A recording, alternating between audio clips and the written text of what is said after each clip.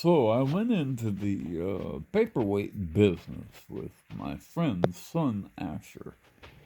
He offered some interesting deals, like things like these guys. These are 50 millimeters across. Each one of them, they're matching stones, and they are sold as paperweights. Okay, obviously you can't make a ring out of them. You can't wear them around your neck when they're that big, right? What else do you do with them? Paperweights. Okay? So, and of course, they're actually factually. Son Asher runs the only other really big recognized business selling diamonds in the world other than De Beers.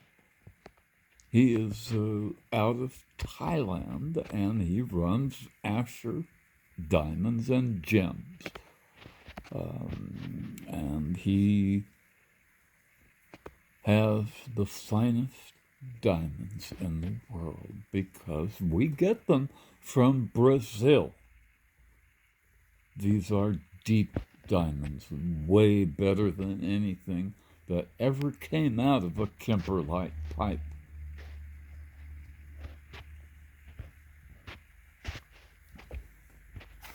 They're not rare.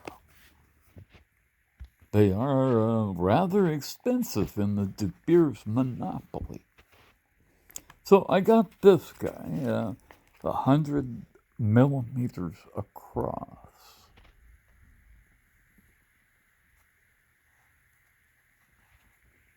And I thought, well, cubic zirconium maybe. Cubic zirconia is 8 on the Mohs scale of hardness. What happened to my goddamn tester? There it is. All right. So, what we want to do, 8 on the Mohs scale of hardness, is right here. If it's an 8, this will just kind of slide across it like an ice skater. And it does. It just skates across. So we want to see, is it more hard? We'll test it with a 9. Okay, here's the 9. It's a piece of tungsten in here. And it just skates around. Now, that means either this is at least a 9, possibly sapphire. It's not cubic zirconia because cubic zirconia is 7.5 to 8 on the Mohs scale of hardness. It's a very exact measurement. And you can't fake it, right? It's the atomic structure of the stone.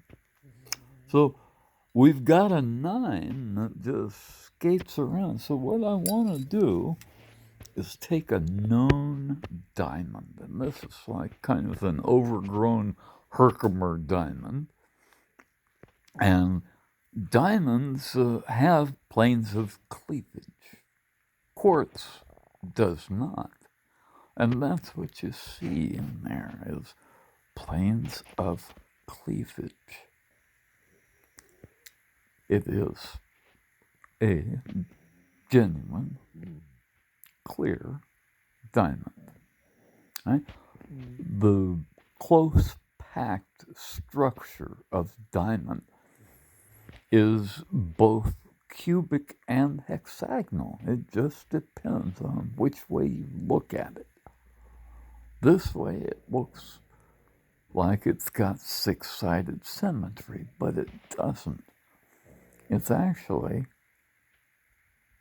this side. And that point right there is the top, or maybe the point on the other side. Let's take a look at it. See, the sides are flat this way, and I'm only looking at 4 sides. 1, 2, 3, 4. See what I mean? And we're using this point as the reference. And you can look down that and move it around, and that's the z-axis. That's where the planes of cleavage intersect each other. There's two planes of cleavage, the x and the y. And they cross each other. They are perpendicular to one another with equal length axes. And so this side will be the same as this side, and such is the case. It's evenly hexagonal all the way around. Quartz is not evenly hexagonal all the way around. It is not close-packed cubic hexagonal. Quartz is just plain old hexagonal, and it's got planes, axes that go side to side, perpendicular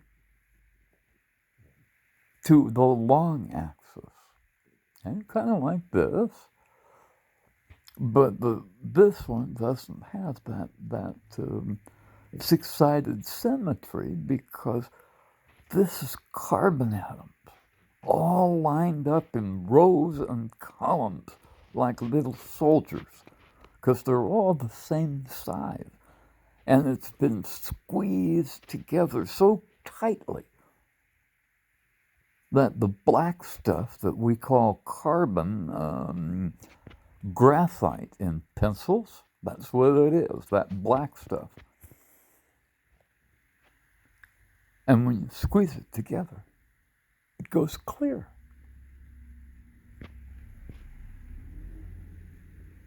And my friend, my fan, I don't know, my hero, Richard Feynman, a physicist,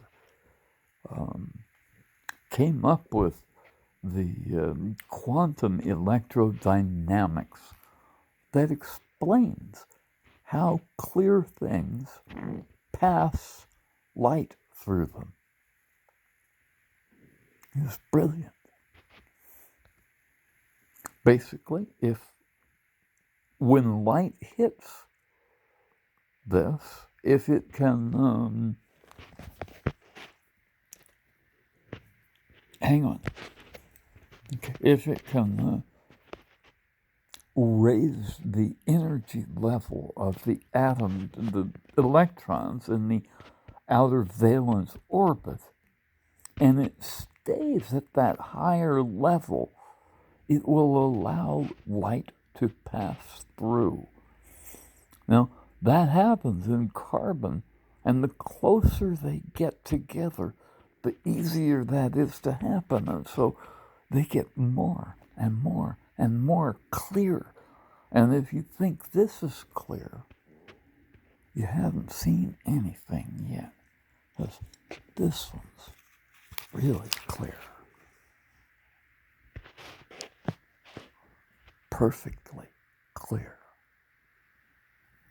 All the way around. This is probably one of the largest cut diamonds in the world.